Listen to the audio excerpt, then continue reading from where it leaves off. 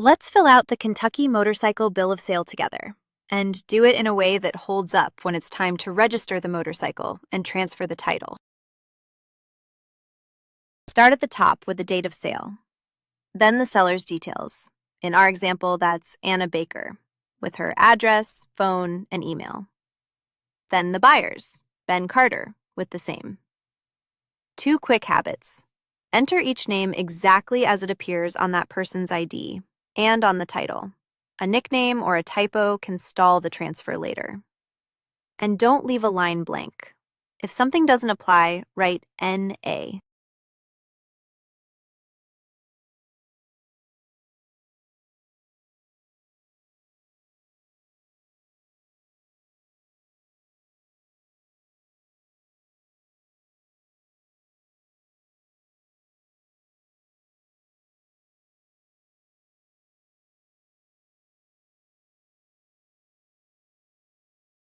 Next, describe the motorcycle, the make and model, the year, and the color.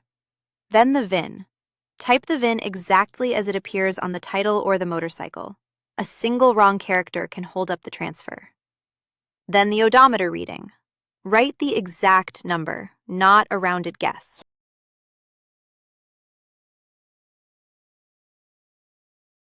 Now the purchase date and the sale price, in our example, $8,500, paid all at once by check with taxes included.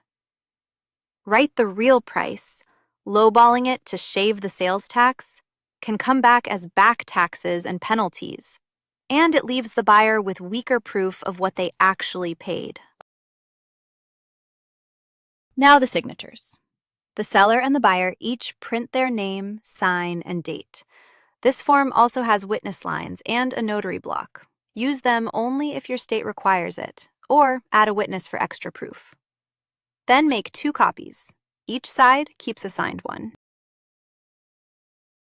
Let's walk through what you'll need to get this done right.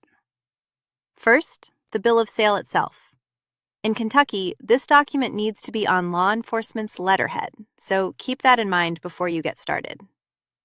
Now, for signatures. The bill of sale must be signed by both the lien holder and the vehicle owner, so make sure both parties are available to sign. Speaking of lien holders, if there is one involved, a county clerk may actually request the title directly from the lien holder, so be prepared for that step. The document also needs to be notarized, so plan ahead and find a notary before your signing appointment.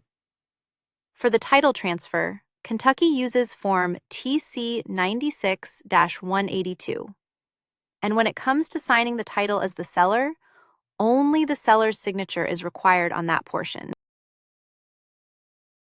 Remember, this is general information, not legal or tax advice.